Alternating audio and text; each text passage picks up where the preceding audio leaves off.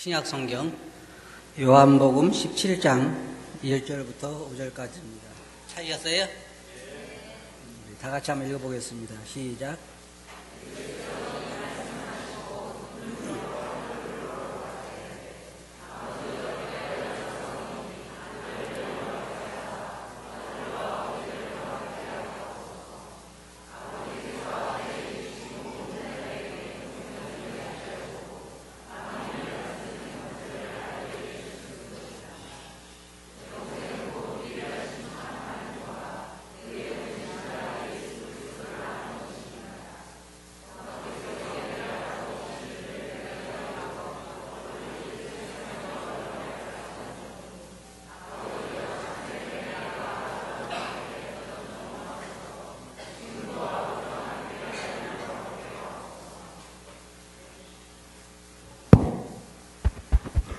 네, 감사합니다.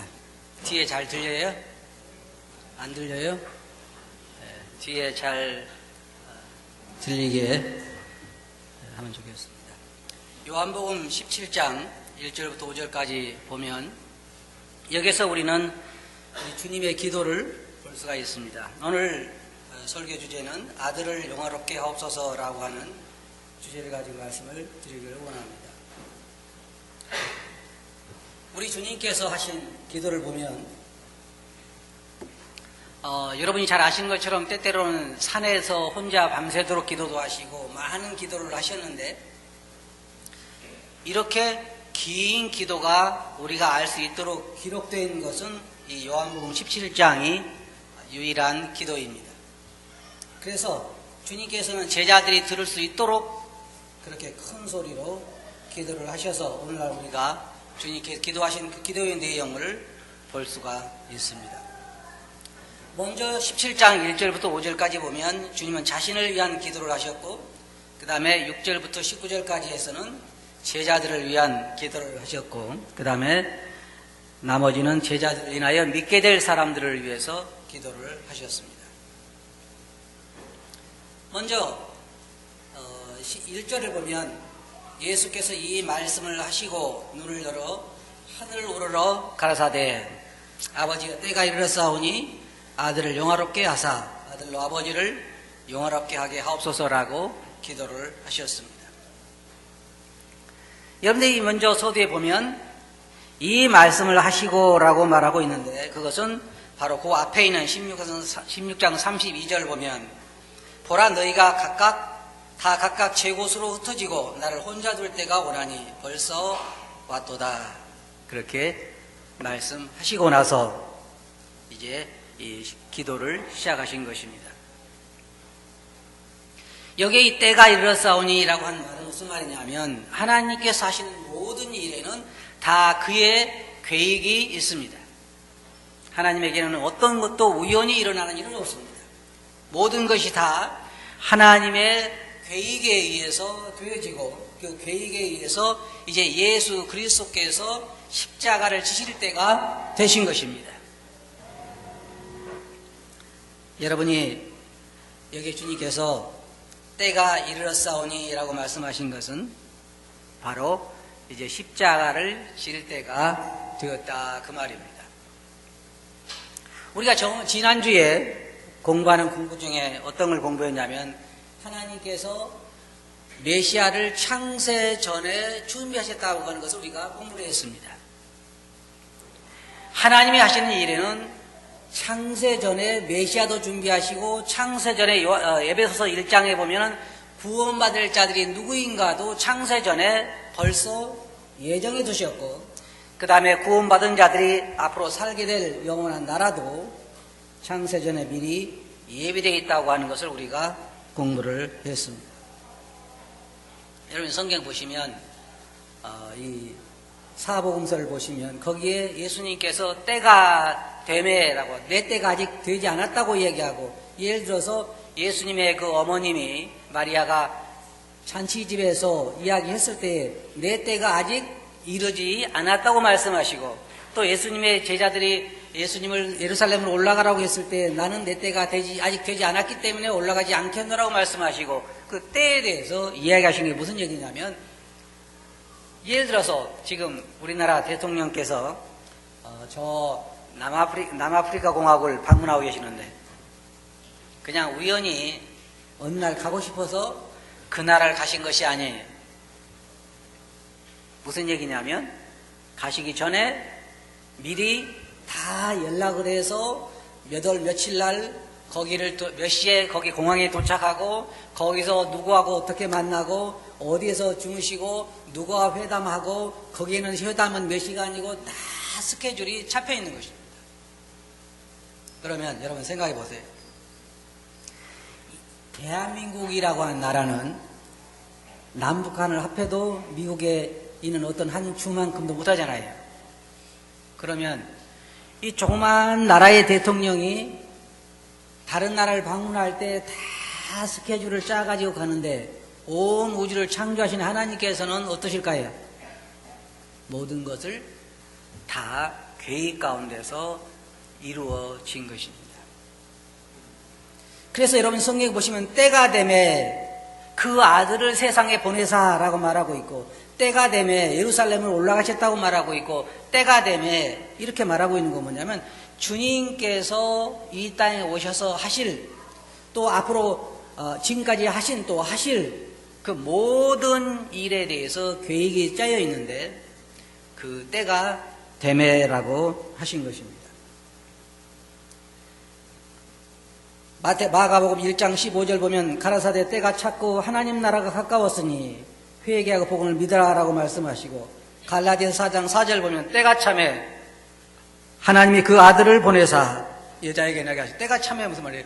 그 시간이 계획된 시간이 되매 그 아들을 보내셨다 그렇게 말하고 있고 또한 누가복음 22장 14절 보면 때가 이르매 예수께서 제자 사도들과 함께 앉으사 무슨 때가 된 거예요? 이제 제자들과 헤어질 때가 된 것입니다. 주님께서 여기 기도에서 아버지에게 때가 이르렀사오니 라고 말씀하신 것은 무슨 말이냐면 이제 내가 십자가에 매달릴 때가 됐습니다 라고 한 것입니다. 그러면서 뭐라고 말씀하시냐면 아들을 영화롭게 하사 아들로 아버지를 영화롭게 하게 하옵소서. 여기에 이 말씀 보면 17장 4절 보면 아버지께서 내게 하라고 주신 일을 내가 이루어 아버지를 이 세상에서 영화롭게 하였사오니 이 말씀을 보면 하나님이 언제 영광을 받으시냐면 하나님의 뜻이 이루어질 때에 영광을 받으신 걸 보게 되고 하나님께서 그 아들 예수 그리스도에게 하라고 주신 일을 이 땅에서 이루실 때에 하나님이 영광을 받으신 것을 우리가 볼 수가 있습니다. 다른 말로 말하면 하나님이 기뻐하신다 그 말입니다. 그런데 예수님께서는 내가 이 땅에서 아버지께서 하라고 주신 일을 이루어 아버지를 영화롭게 했다 그랬습니다. 그러면 이제 주님께서 하신 말씀이 뭐냐면 아버지여 이제 내 뜻을 이루어 주소서라고 한 말입니다. 이 말씀을 공부해 보면요 굉장히 참 우리 마음이 감동을 받을 수밖에 없는데 지금 예수님께서 이 땅에 오셔가지고 그렇게 이루기를 원하셨던 아버지의 뜻은 뭐예요? 그것은 그 아들 예수 그리스도가 메시아가 이 땅에 오셔서 우리의 죄를 담당해서 우리를 구원하는 일을 하는 것입니다. 그게 아버지의 뜻입니다. 아버지께서는 아무도 멸망치 않고 다 죄인들이 회개하고 구원에 이르기를 원하신다고 말하고 있고 죄인을 구원하는 일을 예수 그리스도에게 맡기셨고 그 일을 하는 것을 아버지는 자기의 뜻을 이루어주신 것으로 보는 것입니다. 원래 우리 성경에 보면 아버지가 아들에게 맡기신 그 큰 사역은 뭐냐면 마귀를 멸하고 사망도 폐하고 타락된 아담과 하와로 인해 타락되어진 이 모든 세상에 이것을 새로운 세상으로 원래대로 환원시키고 그 죄인을 구원해서 원래 그 영광대로 되돌려 놓는 것이 아들에게 주어진 일입니다. 앞으로도 아들이 할 일이 많은데 현재 주님께서 때가 이르렀사오니 아들을 영화롭게 하옵소서라고 하는 말은 무슨 말이냐면 이제 내가 십자가에 내 몸을 제물로 바칠 것인데 이제 제물을 받아주시고 나를 다시 살려주소서라고 한 말입니다. 여러분 성경에 보시면 요한복음 10장에 보면 주님께서 나는 양들을 위하여 내 목숨을 버리노라. 이것을 누가 내게서 취하는 자가 있는 것이 아니라 내가 스스로 버리노라 그랬습니다. 그런데 문제는 뭐가 있냐면요. 이런 게 있는 거예요. 여러분 생각해 보세요. 주님은 우리의 모든 죄를 짊어지고 자기의 몸을 제물로 하나님에게 내놓았습니다. 그런데 만일의 경우에 주님께서 자기가 죽고 자기가 살아난다고 하면 제물이랄 수가 없어요. 물론 주님은 자기가 스스로를 사실 수도 있었지만은 이제 살고 죽는 것을 제물로 자기가 아버지께 드리기 때문에 이제 살고 죽는 모든 것에 있어서 그 이후에 십자가에 달리는 거라든지 무덤에 묻힌 거라든지 부활하는 거라든지 제물을 우리를 위한 온전한 제물로 아버지께서 받아주는 그 모든 것은 이제 아버님의 손에 의탁을 할 수밖에 없는 것입니다. 그럼 주님의 뜻은 무엇일까요? 여기 주님께서 나를 영화롭게 하옵소서 그랬는데 아들을 영화롭게 하옵소서 그러는데 어떻게 하는 것이 아들이 영화로운 것이고 어떻게 하는 것이 주님이 기뻐하시는 거냐 그 말이에요. 여러분이 17장에 있는 말씀을 자세히 공부해 보면요. 주님이 진정 원하시는 게 뭔지 아세요? 양들을 위하여 목숨을 버리는 것이고 자기 목숨을 버림으로 죄인들의 죄를 대속하는 것이고 그렇게 해서 아버지께서 자기의 제물을 받아주셔서 죄인들을 구원하시는 것입니다. 주님께서 그렇게 말씀하셨어요. 양들을 위해 목숨을 버리는 것이 자기의 기뻐하시는 것이고 그 다음에 내게 주시는 자 중에 하나도 잃어버리지 않는 것이 아버지의 뜻이라고 이야기를 했습니다. 자, 지금 이 순간까지 주님께서 이 기도를 할 때까지는 주님이 아버지의 뜻을 이루어 주시는 과정입니다. 그러나 이 기도하는 이 순간부터는 이제는 아버지께서 주님의 뜻을 이루어 가실 그런 차례입니다. 그러므로 나를 영화롭게 하옵소서라고 이야기하신 것입니다. 주님은 그의 말씀대로 십자가에 돌아가셨고 이제 모든 것을 그래서 주님이 십자가에 돌아가실 때에 내 영혼을 아버지 손에 의탁하나이다라고 부탁하시고 자기 영혼이 돌아가셨습니다. 이제 그 다음부터는 아버지께서 아들의 그 대속 제물을 받느냐 안 받느냐 하는 것은 아버지가 결정하실 일이고 아버지께서는 아들의 제물을 즐겁게 받으시고 우리의 모든 죄를 담당케 하셨습니다. 참 저는 주님의 이 놀라운 사역과 기도를 생각하면서 감사가 되었습니다. 우리 아침에 보니까 우리 김규 형제님 댁에 새로운 식구가 하나 생겼더라고요. 나중에 여러분 아시겠지만 딸아이가 하나 입양됐죠. 제가 아이를 보면서 생각해 봤습니다. 여러분도 아마 잘 생각이 안 날 거예요. 아이가 그 집에 입양됐다고 하는 것은 이제 모든 것이 변하는 때입니다. 부모도 달라지고 뭐가 달라져요? 환경도 달라지고 특권도 달라지고 모든 것이 달라집니다. 이제는 옛날에 누구한테 태어났든지 어디서 살았든지 상관없이 이제는 새로운 가정에 새로운 신분으로 새롭게 사는 것입니다. 맞습니까? 여러분은 하나님의 아들과 딸로 입양됐습니까? 맞아요? 그러면 어때요? 새로운 환경에서 새로운 부모 밑에서 새로운 소망 가운데서 전혀 옛날의 내가 아닌 새로운 삶으로 사는 것입니다. 그것이 바로 오늘 우리가 공부하는 이 예수 그리스도께서 우리를 위하여 십자가에 돌아가셨기 때문에 가능한 것입니다. 여기 말씀 보면 아버지께서 내게 하라고 주신 일을 내가 이루어 이 아버지를 이 세상에서 영화롭게 하였사오니 아버지께서 아들에게 하라고 주신 일이 뭐예요? 그것은 가난한 자들에게 복음을 전하고 병자들을 고치고 죄인들을 위한 대속제물이 되고 믿는 모든 자들 아버지께서 아들에게 주신 모든 자들을 하나도 잃어버리지 않고 구원하는 것입니다. 여기에 바로 이 일을 주님께서 이루셨습니다. 주님께 여러분 이제 나중에도 기도를 들어보시면 아시겠습니다만 주님께 이렇게 기도하셨어요. 내게 주신 자 중에 내가 하나도 잃지 아니하였나이다. 아버지께서 주님에게 하라고 주신 일이 뭐예요? 죄인들을 위한 대속제물이요. 그 다음에 아버지께 주님에게 주신 자들을 하나도 잃어버리지 아니하고 다 구원하는 것입니다. 주님께서 말씀하시기를 아버지께서 내게 오게 하지 아니하면 아무도 내게 올 수 없다고 말씀하시고 아버지께서 내게 주셔서 내게 온 자들을 내가 구원하리라 하나도 내쫓지 않겠다고 말씀하셨습니다. 주님은 자기에게 하라고 아버지께서 맡기신 일을 이 땅에 이루어서 아버지를 영화롭게 하셨습니다. 여기 보면 그 다음에 아들을 영화롭게 하사 아들로 아버지를 영화롭게 하게 하옵소서. 저는 이 주님의 기도를 보면서요 또 주님의 다른 모습도 생각해 봤습니다.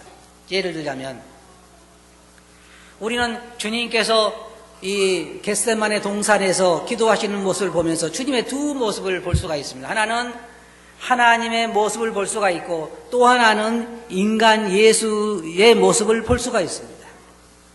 하나님 아버지여 할 수 있거든 이 잔을 내게서 지나가게 하옵소서라고 기도하시는 장면을 보는가 하면 또한 여기 17장 1절부터 있는 것처럼 이러한 하나님으로서의 모습을 또한 볼 수가 있습니다.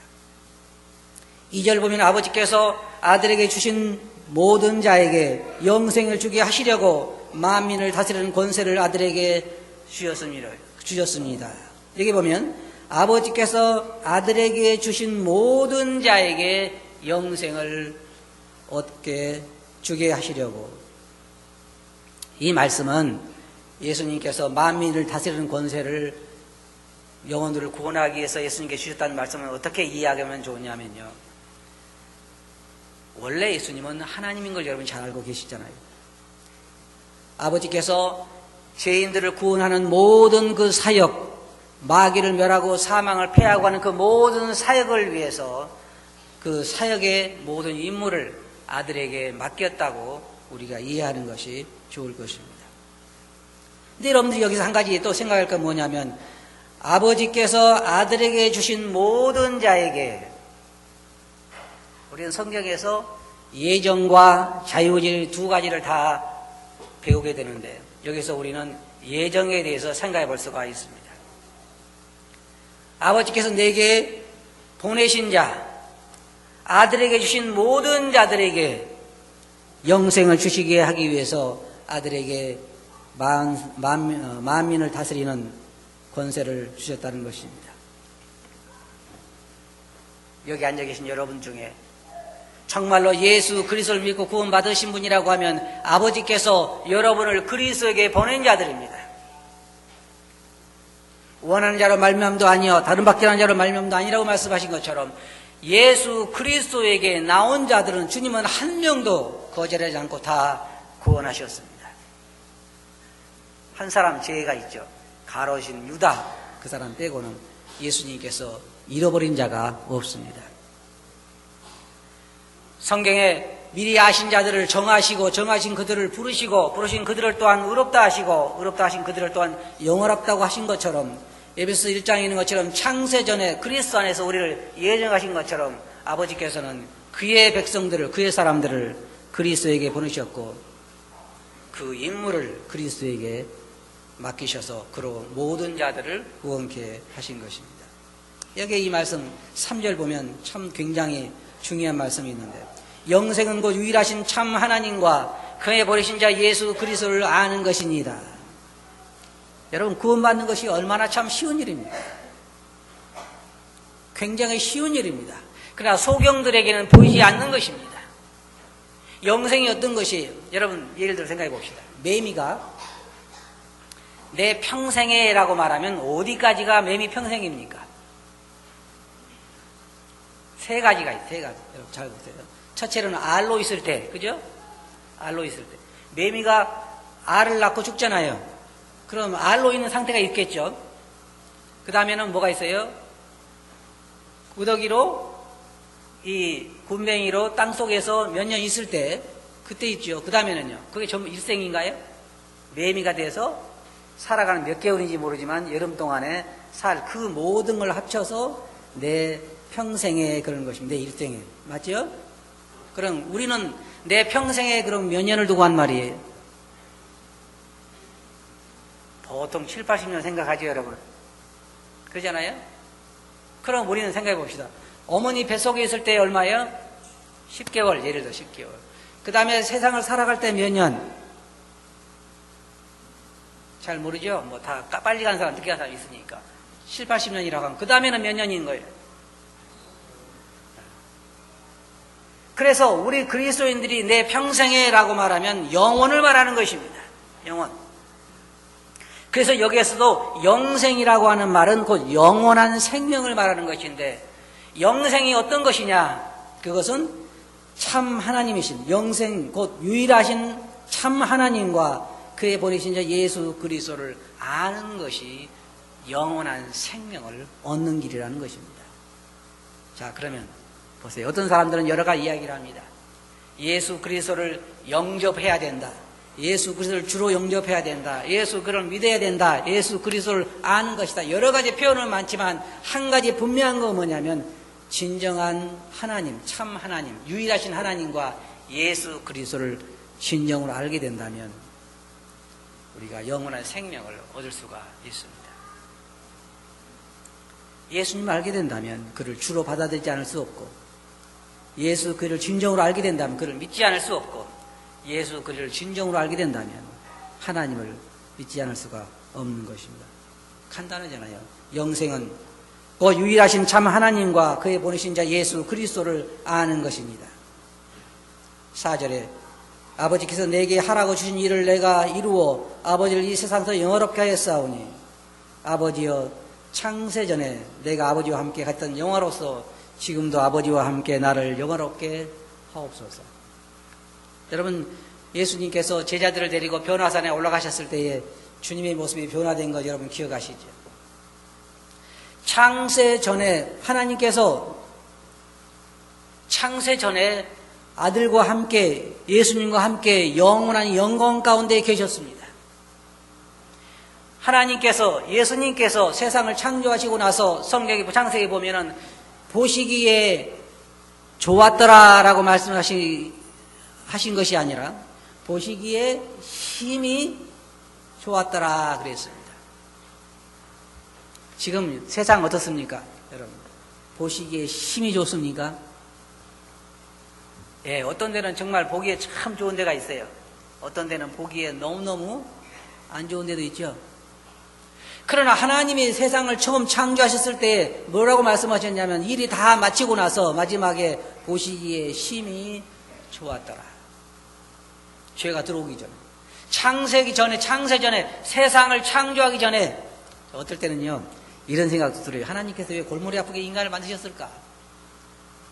안 만드셨으면 그런 아들을 보낼 필요도 없고 그냥 두 분이 천사들과 함께 온 우주에서 그 영광을 즐기셨을 텐데 사람을 만드셨어요. 주님은 여기에 지금 말씀하시기를 나로 창세 전에 아버지와 가졌던 그 영화로서 지금도 아버지와 함께 나를 영화롭게 하옵소서라고 한 말은 무슨 말이냐면 이제 주님의 뜻을 이루어진 다음에 주님이 이제 어디로 가게 돼요? 주님 아버지에게 가게 되면 다시 옛날에 그 영광이 회복되게 되는 것입니다. 우리도 여러분 이제 그 17장에 있는 기도를 보면 아버지 주님께서 뭐라고 기도하시냐면 나를 믿는 자도 나와 함께 어디에요? 아버지가 계신 곳에 함께 있어서 아버지와 내가 누리는 영광을 저희로 함께 보기를 원하나이다라고 기도하고 있는데 여러분과 제가 앞으로 이제 하나님이 창세 전에 아들과 함께 누렸던 그 영광을 우리도 함께 참여해서 보게 될 것입니다. 맞아요? 그럴 것 같아요? 그러면 어때요? 제가 여러분들에게 말씀드린 것처럼 우리 그리스도인들에게 있어서 가장 고통스러운 때는 여러분 생각할 때 내 평생에 내가 생각해 보면은 가장 고통스러웠을 때는 이 땅에 살았을 때다라고 말할 수밖에 없지만 불신자들은 그들이 어떻게 말을 해야 하냐면 내 평생에 가장 행복했던 때는 세상에서 살았을 때라고 말할 수밖에 없다는 것입니다. 여러분과 저는 하나님의 아들과 딸이 됐습니다. 주님께서 이제 허락하시면 이 기도를 우리가 계속해서 살펴보길 원합니다만, 이 세상은 우리가 생각하는 것처럼 되어가지 않습니다. 많은 사람들이 세상은 말세라고 이야기를 합니다. 주님도 세상을 버렸고 이제 이 세상을 불태워버리고 새로운 세상을 창조해서 그 세상에 여러분과 제가 있기를 원하십니다. 이러한 하나님의 계획이 지금 주님께 기도한 이 순간에 이루어지고 있고 또 지금도 이루어지고 있고, 지금은 이러한 기도를 하신 지 거의 2000년이 다 되어서 이제 예수 그리스도가 이 땅에 임할 날이 머지 않았습니다. 다른 말로 말하면 주님께서 그 나머지 기도하신 것처럼 창세전에 아버지와 함께 가졌던 그 영광을 우리도 볼 날이 그렇게 멀지 않았다는 것이고, 사도 바울이 그렇게 애타하던 누가 이 사망의 몸에서 나를 건져내랴 라고 했던 그 울부짖음이 성취될 날이 멀지 않았다는 것입니다. 저는 오늘 아침에 예배를 드리면서 주님 앞에 이런 기도를 했습니다. 주님, 지금 이 예배당에 와서 앉아있는 나는 옛날에 조성훈이가 아니고 구원받은 조성훈입니다. 무슨 기도인지 여러분 잘 모르시죠? 여러분이 일주일을 살다 보면 구원받은 조성훈이로 일주일 살아갑니까? 아니면 때때로 구원받지 않은 조성으로 살다가 구원받은 조성으로 삽니까? 한번 좀 이야기해 보세요. 사도 바울이 이렇게 얘기한 건 무슨 얘기예요? 나의 하는 것을 내가 알지 못하노니, 뭐라 했지? 그 다음에 원함은 내게 있으나 선을 행함은 없다. 일주일 동안 사시면서 싸움을 별로 안 하신 것 같아요. 신앙은 뭐예요? 치열한 싸움이에요. 영적인 싸움이고, 이 세상 주관자들과 악의 세상 주관자들과 마귀와의 싸움이고, 영과 육의 싸움이고, 내 안에 성령의 소욕과 육체의 소욕의 싸움인데, 그런 치열한 싸움을 체험하지 않으면 우리는 신앙생활을 한다고 말하기가 어려운 것입니다. 주님이 기도하신 이 순간에도 주님은 심한 그 싸움 가운데서 할 수 있거든 이 잔을 내게서 옮기시옵소서라고 기도하시면서 땀을 피같이 흘리신 그 싸움의 현장을 여러분들은 매일매일 일주일 동안 체험하시잖아요. 어떨 때 저는 제 자신을 보면 제 자신이 아닌 것 같아요. 또 어떨 때 나를 보면 또 내 자신이 아닌 것 같아요. 무슨 말인지 아시겠어요? 어떨 때 내 자신을 보면 도저히 어떻게 내가 구원받은 사람이 이런 말을 할 수 있을까라고 생각할 때도 있지만, 어떨 때 보면 내가 저렇게 신령할까 싶을 때도 있잖아요. 안 그래요? 네? 그럼 이쪽에 나는 뭐고 이쪽에 나는 뭐예요? 이쪽에 나는 성령의 능력에 따라서 소욕에 따라 행할 때 내가 아닌 것 같아. 그럴 때 우리 뭐라 그래요? 막 형제님 참 말씀 좋습니다, 막 신령합니다. 그럼 내가 아니에요? 그러잖아요. 네. 내가 그럴 수가 없어. 옛날 나를 생각하면. 또 사도를 뭐라 해? 자기가 죄를 짓고 나도 뭐라 그래요? 내가 아니요? 내 속에 거하는 죄다. 여러분 치열하게 일주일 동안 좀 싸움 좀 해봐요. 그러면 그런 얘기를 할 테니까. 내가 주를 향하여 살려고 하면 할수록, 더 거룩하게 살려고 하면 할수록 그런 싸움을 싸울 수밖에 없는 거예요. 지금 주님께서 기도하신 이 기도도, 17장의 기도도 싸움에서 나온 기도이지 그냥 평범한 기도는 아닌 것입니다. 지금 주님은 십자가를 지기 직전에 이 기도를 하신 것입니다. 때가 되면 예수님께서 이런 기도를 하셨어요. 아버지여, 내가 이 땅에서 아버지의 뜻을 이루어 아버지를 영화롭게 하였사오니 이제 아들을 영화롭게 하사 아버지를 영화롭게 하게 하옵소서. 아들의 뜻이 이루어지는 것이 누구 뜻이에요? 아버지 뜻이에요. 그러니까 아들을 영화롭게 하는 거, 아들을 기쁘게 해드리는 것이 아버지를 기쁘게 하는 거예요. 그래서 예수님은 그 십자가의 길을 묵묵히 가신 것입니다. 왜? 아버지를 기쁘게 해드리기 위해서. 결론적으로 말씀드려서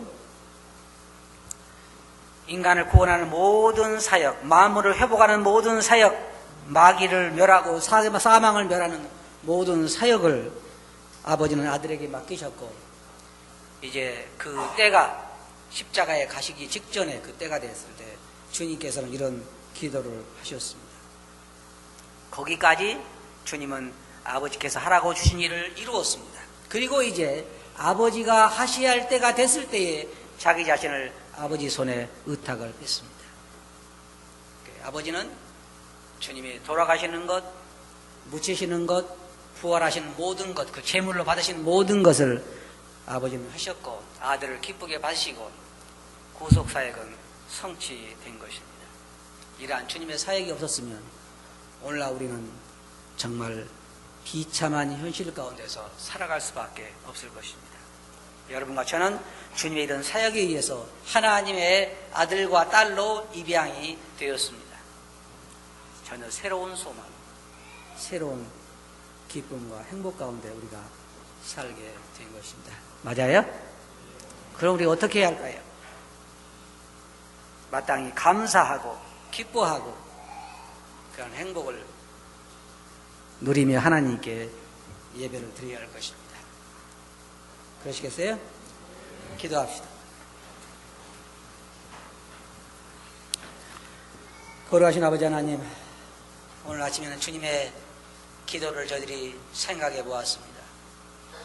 모든 것을 아버지께서 계획하시고 아들이 그 뜻을 이루려고 이 땅에 오셨고 이제 주님께서 자신을 십자가에 내놓기 전에 아버지께 하신 이 기도를 통해서 저희들을 향한 사랑과 은혜를 나타내신 것을 저희들이 보면서 감사를 드립니다. 주님의 이와 같은 희생으로 인해 저희가 아버님의 자녀가 되고 입양된 것을 생각할 때 감사를 드립니다. 제가 이건 소망을 갖게 하신 것을 감사하옵고 예수 이름으로 아버지께 감사하며 기도하옵나이다. 아멘.